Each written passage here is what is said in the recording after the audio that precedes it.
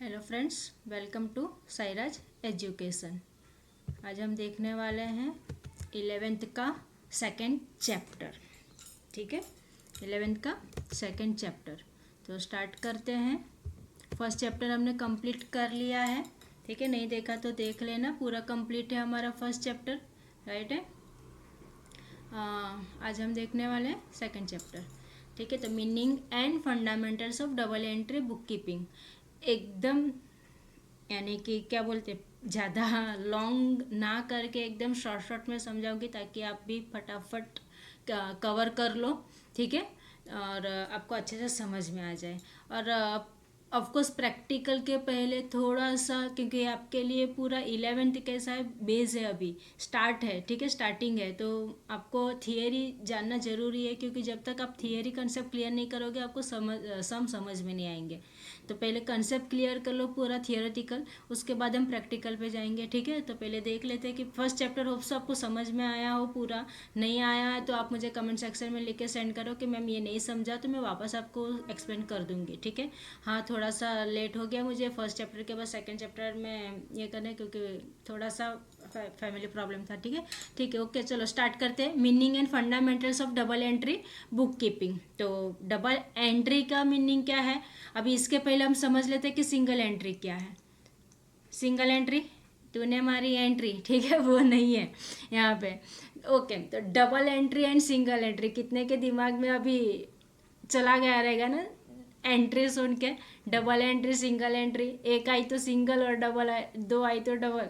हाँ, ऐसा कुछ नहीं है। हाँ, ठीक है, अभी यहाँ पे क्या हम क्या पढ़ रहे हैं भाई, अकाउंट पढ़ रहे हैं। ठीक है, अकाउंट के अंदर डबल एंट्री क्या है और सिंगल एंट्री क्या है, और बोला है ना बुक कीपिंग। ठीक है, बुक कीपिंग का मीनिंग मैंने आपको फर्स्ट चैप्टर में समझाया कि बुक कीपिंग क्या है। क्या मैं मॉनिटरी ट्रांजेक्शन्स को रिकॉर्ड करने के लिए बुक कीपिंग। ठीक है, हम बुक रखते, रिकॉर्ड रखते, तो उसको बोलते हैं बुक कीपिंग।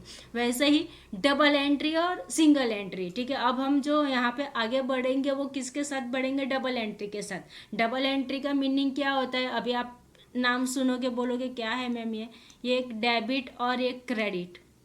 ठीक है, इसको डॉक्टर नहीं पढ़ना है, क्या पढ़ते हैं हम, डेबिट, शॉर्ट में लिखते हैं इसको डेबिट। ठीक है, ये आपका फुल फॉर्म है डेबिट और ये क्रेडिट। ठीक है, तो ये डेबिट और ये क्रेडिट। ठीक है, उसको हम बोलते हैं डबल एंट्री। ये किस तरह से यूज़ होगा मैं आपको धीरे धीरे पूरा एक्सप्लेन करूंगी, यहाँ पे शॉर्ट में खाली बताती हूँ। ठीक है, ये जब एक कोई भी एक ट्रांजेक्शन है जिसने जैसे कि समझो मैंने परचेज किया कार, तो मेरे पास कार आया और पैसा गया, मेरे पास आया क्या, कार आया। ठीक है, तो कार आया वो डेबिट हो जाएगा, और आपके पास से गया क्या, पैसा, पैसा गया तो क्रेडिट हो जाएगा। ठीक है, तो इस तरह से वो डेबिट एंड क्रेडिट यानी कि इक्वल वहाँ पे जो भी ट्रांजेक्शन्स होगा उसका इक्वल कॉरस्पॉन्डिंग एंट्री होती है, उसको बोलते हैं हम डेबिट एंड क्रेडिट। ठीक है, और सिंगल एंट्री में ऐसा नहीं थी। सिंगल एंट्री यानी क्या समझो दूध वाला भैया है या भाजी वाला भैया है, तो भाई वो double entry book keeping system नहीं रिकॉर्ड करेगा, वो कौन सी रखेगा, सिंगल एंट्री सिस्टम।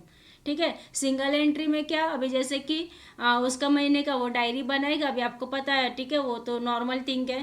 तो कैसा वो जो भैया यानी कि जो भाजी वाले भैया हो गए या फिर दूध वाले भैया या फिर ऐसा जो भी किराना स्टोर्स हो गया। ठीक है, तो वो जो मेंटेन करते हैं ना डायरी, उसको बोलते हैं सिंगल एंट्री, उसमें डेबिट क्रेडिट नहीं होता है। ठीक है, तो ये हुआ आपका double entry book keeping in single entry. अब समझ में आया, स्टार्टिंग में सिर्फ चैप्टर का मीनिंग समझाया आपको मैंने, चैप्टर के नाम का मीनिंग समझ में। अब आगे हम धीरे धीरे हर एक चीज़ इस तरह से शॉर्ट में कवर करेंगे।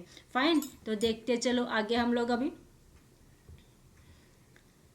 ओके, चलो अब देख लेते meaning and definition of double entry book keeping. ठीक है, तो अब ये क्या है, double entry book keeping system. ये क्या है, रिकॉर्ड करता है, क्या रिकॉर्ड करता है, ऑल मॉनिटरी ट्रांजेक्शन्स। ठीक है, क्या रिकॉर्ड करता है, ऑल मॉनिटरी ट्रांजेक्शन्स। अब ये आया कब था, तो 10 नवंबर 1904 कहाँ से लिया था, तो लूसा दी बारगो पैकोली, देखो यहाँ पे इसका पिक दिया है, देख लो किस तरह से है। ठीक है, ओके, तो ये यहाँ से इंटरनेशनल डे उस दिन को, फिर ये जो है ना 10 नवंबर 14, अभी आपको इसमें ऑब्जेक्टिव में काम आ सकता है। ठीक है, तो आप ध्यान में रख दो कि भाई इंटरनेशनल अकाउंटिंग डे कौन सा है, तो 10 नवंबर कौन सा है 10 नवंबर ऑब्जेक्टिव के लिए। मैं अपना आपको ये चीज़ भी क्लियर हुई रहेगी, फर्स्ट चैप्टर में भी हमने किया है कि ऑब्जेक्टिव के लिए जो भी इंपॉर्टेंट है मैं मार्क करवाते जा रही हूँ, ठीक है। तो आपको वो चीज़ ध्यान में रखना है कि भाई जो भी ऑब्जेक्टिव मैं बोलूँ ना, भाई ऑब्जेक्टिव के लिए इंपॉर्टेंट है, मार्क कर लो और लिख लो फिर उस चीज़ को, यानी आपको ऑब्जेक्टिव भी क्लियर हो जाएगा। 20 मार्क का ऑब्जेक्टिव आता है, ठीक है। तो ये हो गया आपका, क्योंकि 11th है ऑफकोर्स सम के अंदर आपको थोड़ी सी तकलीफ होगी, तो ऑब्जेक्टिव को अच्छे से कर लो, यानी 20 मार्क आपका परफेक्टली मिल जाए आपको। उसके बाद एक बार बेस पकड़ लेगा फिर आप लोग प्रैक्टिकली भी अच्छा करोगे, लेकिन स्टार्टिंग है तो आपको थियरी पे भी ज़्यादा फोकस कर लेना है। ओके, तो 10 नवंबर ये आपका इंटरनेशनल अकाउंटिंग डे है, ठीक है।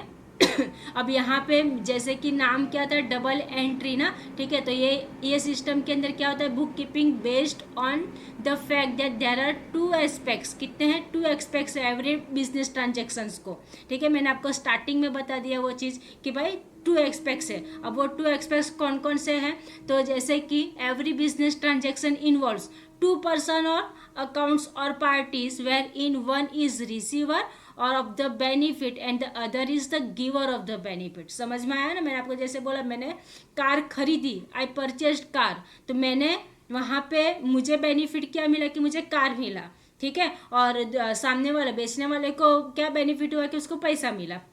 तो एक रिसीवर और एक गिवर हुआ, बेनिफिट दोनों का हुआ, ठीक है। तो ये क्या क्या, और यहाँ पे 2 पार्टीज इन्वॉल्व थी, 2 पर्सन इन्वॉल्व है। समझ में आ रहा है ना। एक एग्जांपल से आपको पूरा ये क्लियर हो जाना चाहिए।